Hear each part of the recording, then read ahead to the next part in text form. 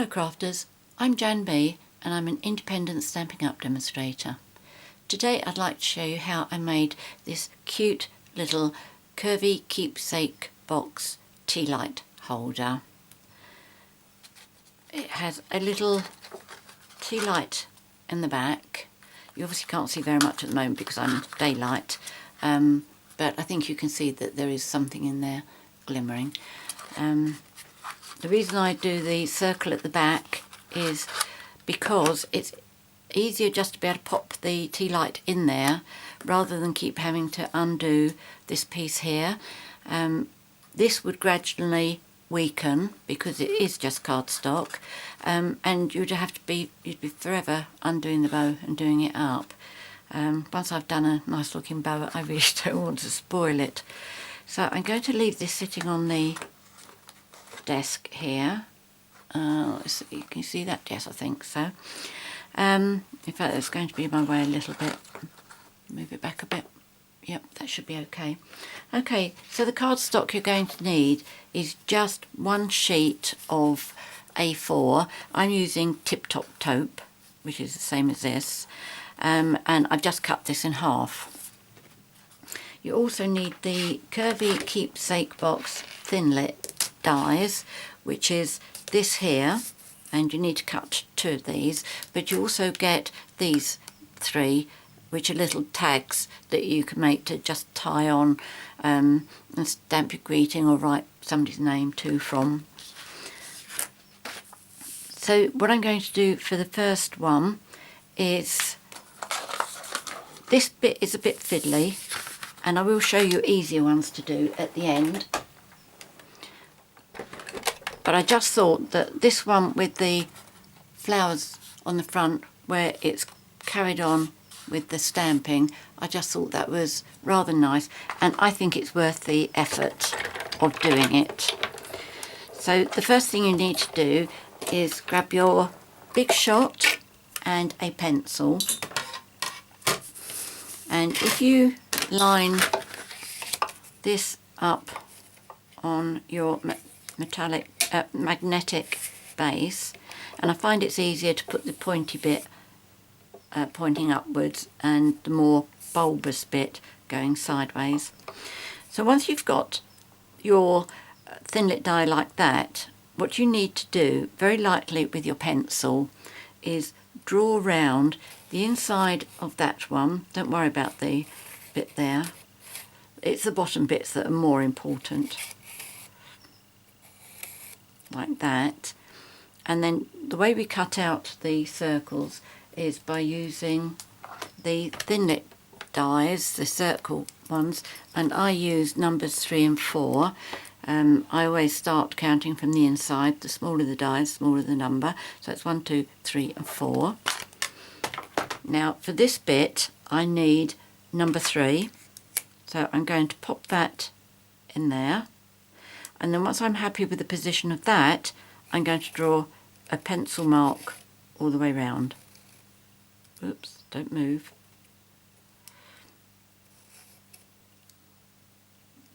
I think I'm just hitting on a little bit of a bump there on the die. Okay, so I've got that. I've got enough there to be able to do what I need to do. I'm just stopping to think there for a moment if I'm doing this correctly. Okay, so I'm going to take a couple of pieces of post-it notes. The first one I'm going to put across the straight line there, and the second one I'm going to cover up this bulbous part. I'm going to call this one the bulbous one with the cut out windows. Okay, so I just want to do my stamping on this first one. I'm using Old Olive for the leaves and stems, and the stamp set I'm using is this really gorgeous Wild About Flowers. It comes with 3 sets of stems, and each one has a group of flowers to go with it. And the way you know which is which is Stampin' Up have numbered these. So this is number 1, and it goes with flowers number 1, which is what we're using. Number 2, that one with flowers number 2, and this is number 3 to go with flowers number 3. So I'm doing what I call the cornflowers, and I'm not going to be stamping with this stalky bit at the end here. So I'm just going to ink up, say probably about the top 2/3 of my stamp. Then I'm going to line this into my pencil line. In fact, let me put some scrap paper underneath.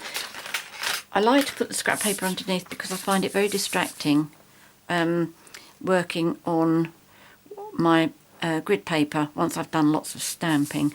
By doing it this way, at least I can move that one out of the way when I need to. So I'm just going to line this up, and I'm just about getting in the edge flower, and then I'm going to do that again, move over, and I'm going to watch where my pencil marks are so that I can get the flowers in there. I think that one's gone a bit high. No, that's fine, that's fine.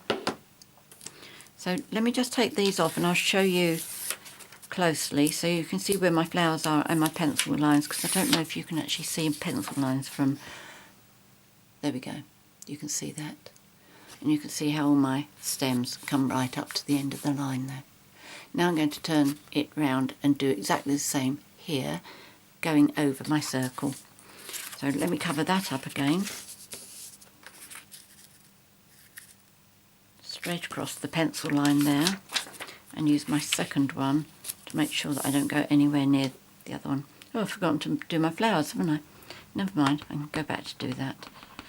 Okay, so the first one, lining this up, bearing in mind that that piece will be cut out, so I still want this to have some blue in it. So I can see that I'm going to get the blue on that one and the little one at the bottom there. But the third one should be on the circle. Oh no, well it will be by the time I stamp it, so that will go onto the vellum when I stamp that. So I want to come over with this one, and this time I am deliberately going into the circle. In fact, I'm going to turn it slightly at an angle. Okay, there we go, that's nice, because I would get some blue, blue, blue all onto the vellum bit, which will look nice. Okay, so let's go back and do my flowers. And I'm using Pacific Point for this. And there are 4 flowers on here. Okay, so I'm going to line up this one first, which is this top one, and then that one and that one, and the other one was off here somewhere. I'll try not to get my head into the camera.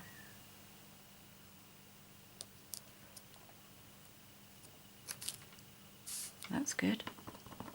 And then this one, again the tall one up here, then line this one up, then the 2 over on the side.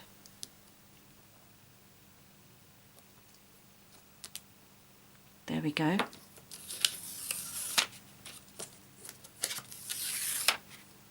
Now I don't need to put the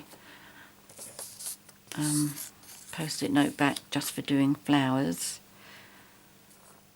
because it's not going to touch the other part of my tip-top taupe that's going to be cut out. Okay, so let's do this bit.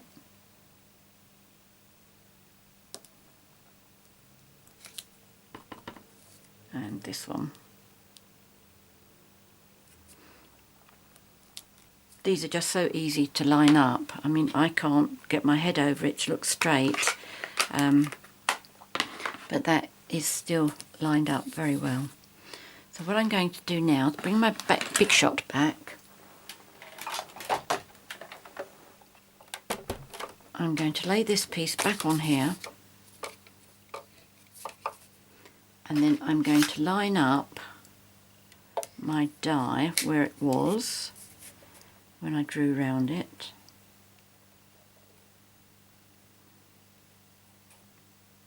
Which isn't too difficult to do, I don't think.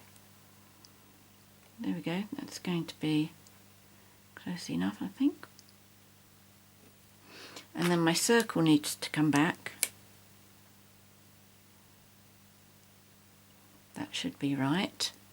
And now let's put my other cutting mat on top.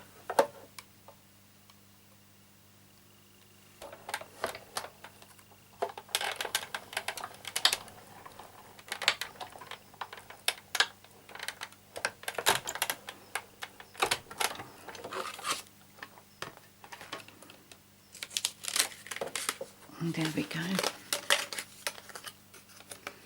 So that's the pattern that I've got to try and get onto the vellum so that it fits into the window part there nicely.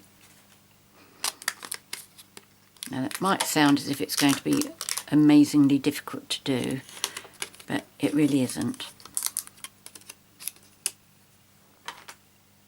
Right, if you have any pieces left still in here, just use your piercing tool to get them out. If you find that yours sticks in there a lot, then you might want to use some wax paper. I think mine's coming out quite nicely because I was using this on Saturday at the classes and we were using wax paper, and I think it just leaves some on there. So then I'm going to get my other half and pop the die back on there. I could have done this the same way as that and stamped it, but I want to show you how to do this in case you would rather just stamp both like this and not do my bit with the vellum. Right, that's the number 4 circle, and I'm just placing that in the middle, and I'm going to cut that out. Oops, don't drop. Make sure that didn't move. No, that's fine.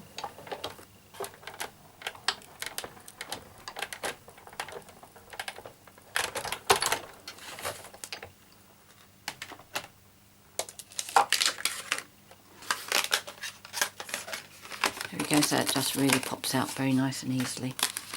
This is where it gets a bit difficult. That one's not too bad, but this is the one that really doesn't want to let go. There we go.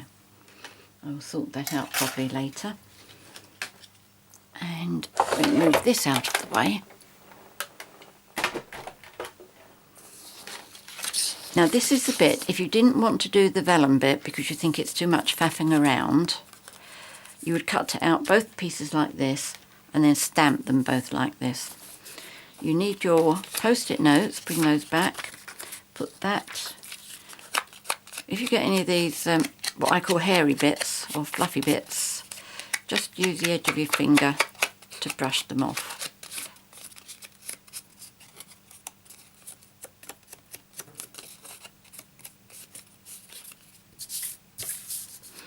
Okay, so we do the tall side first, and I put my post-it note up on that line, and then when I'm doing this one I tuck my post-it note underneath, so this is really, really well protected. And then again with Old Olive ink,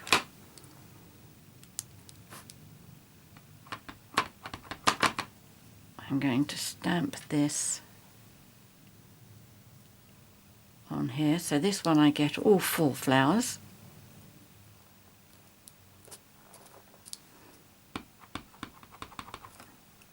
And then I'm going to bring this up a little bit. Can you see that little leaf? Let's use this. That leaf there. Where we go? Yep, that long leaf sticking out at the side there. That one I do so it comes just over this flower here, the bottom flower. I do tend to twist it very slightly, then you'll find that you'll get that other big flower just about on up here. I don't worry too much if the leaves overlap the flowers, but I don't like them to overlap a lot.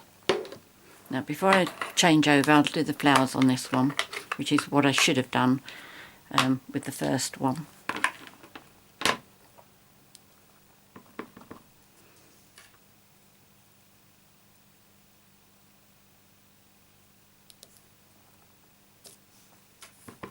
And then this one as well.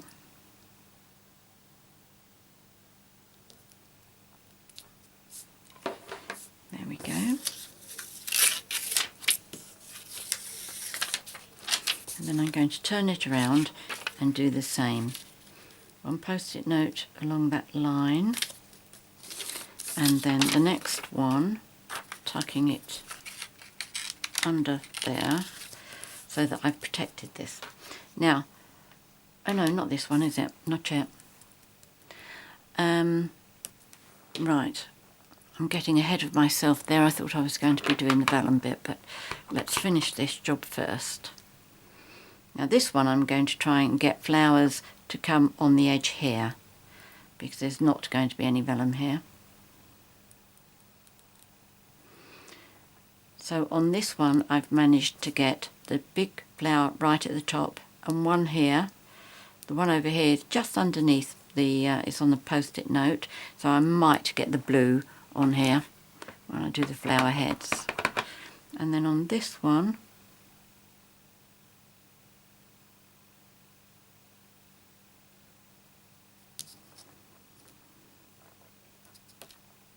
I mean it is at the back of the lantern, but I still like to make sure I've got some flowers on there.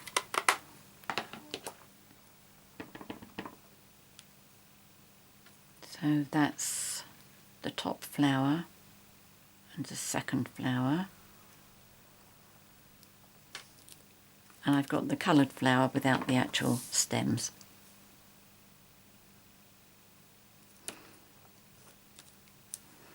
So that's good.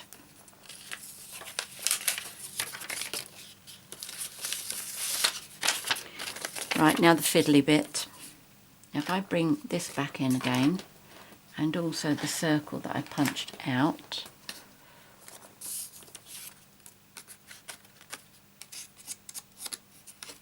and also a eraser so that I can take off my pencil marks.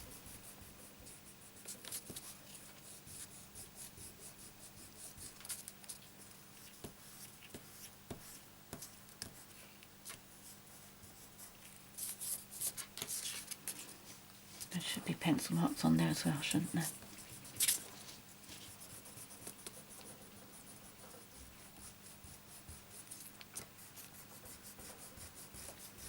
There we go.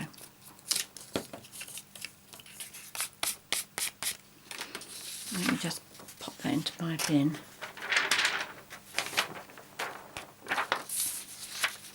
Right, now what I did was I first of all took a piece of vellum and my die, and you just need a piece that you can cut that out of, which I've already measured, so I know that I'm going to be okay here. And again with your pencil, draw around the inside there. Now you need to cut that out, but cut it out about 1/8 of an inch inside the pencil lines.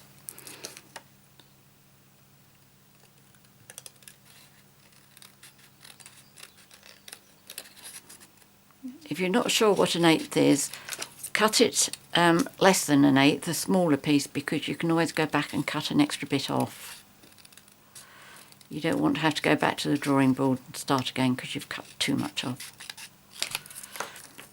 Okay, so to know whether you've got the right size, it's got to fit on the back there, like that. Okay, so it's away from all the edges.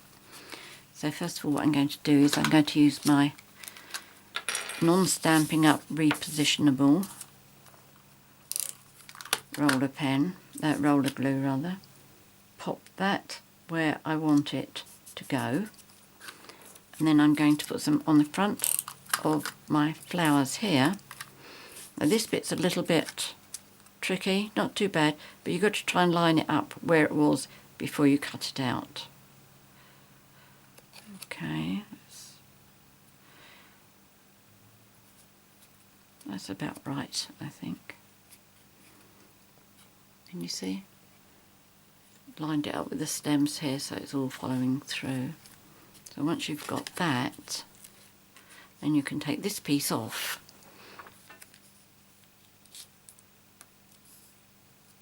And what I'm going to do is very carefully stamp over where those flowers, where the stems and the flowers are. Okay, so let me turn this sideways because I find it difficult without my head right in front of me. I mean, no, don't hesitate.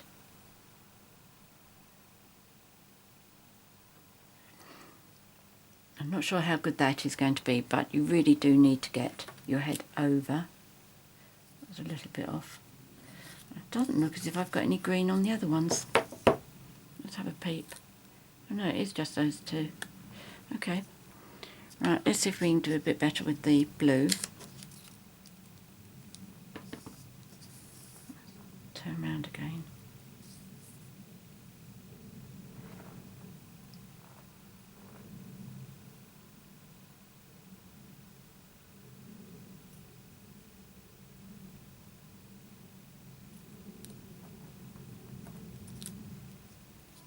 Going slightly off, but I'm not going to worry too much. And I can see a blue flower there and a tiny, tiny little bit there. So that must be that one and that one. Okay. So let's see what has happened there.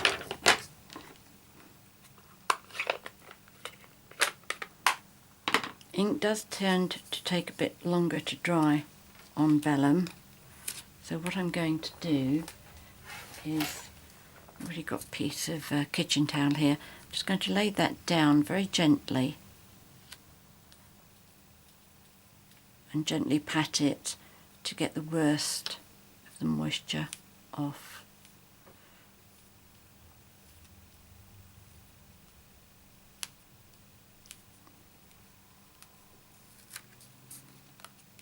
I was quite a way off with those flowers, wasn't I? But it is a lot easier if you're if you can get your head over. In fact, that's that way,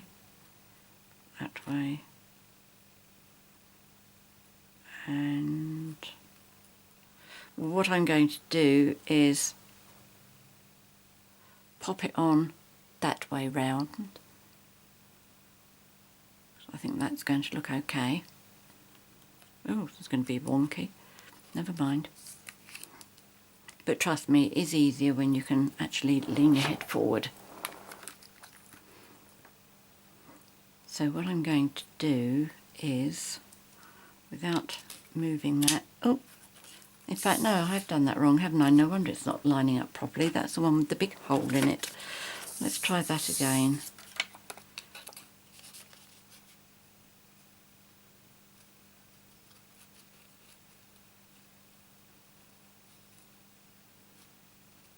In fact, what I'm going to do, as I am so way off with this one, I think what I'm going to do is just...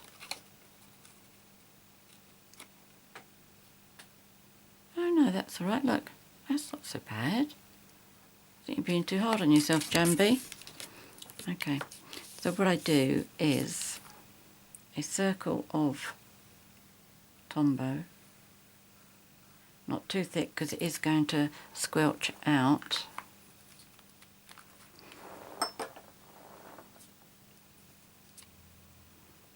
That's right, let's do it this way.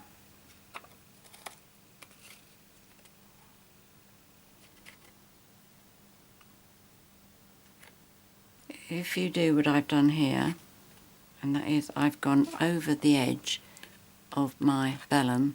Once that's dried, I'll go over that with my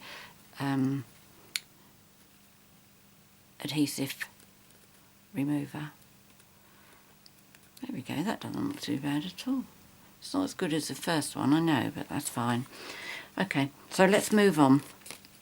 The next step is to curl this very slightly, all four. These you have to be very careful with because obviously it would be very easy to tear these.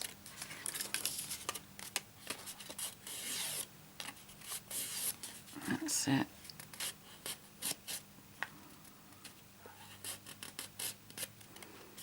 Now for gluing the two together, if you put one piece facing the right way up and one piece with the inside, this is the outside of the box, this is the inside, so you have one outside facing up and one inside facing up, and then again with Tombow you're just going to put wet glue on this outside triangle, okay, this one here, and you're going to put glue on that outside triangle too, and just do it fractionally less than halfway across. Okay, so there's that one. Bit more hair on there by the looks of things. Okay, and then we do this triangle here, a bit less than half. And we pop the two together, and the reason I say to do the glue that way is because, can you see that this doesn't go right to the corner? Which means if you put the glue entirely on that square bit down the bottom, all one side, you'd finish up with lots of glue showing. But if you just do this corner and the corner at the bottom, you know you've got it all over everywhere where the two pieces are joining each other. Does that make sense? I hope it does. Right, okay, so fold on the folds.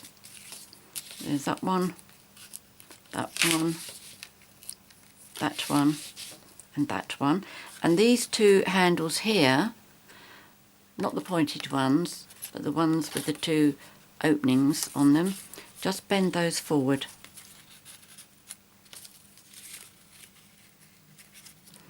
So you hold those two together, then you bring this one over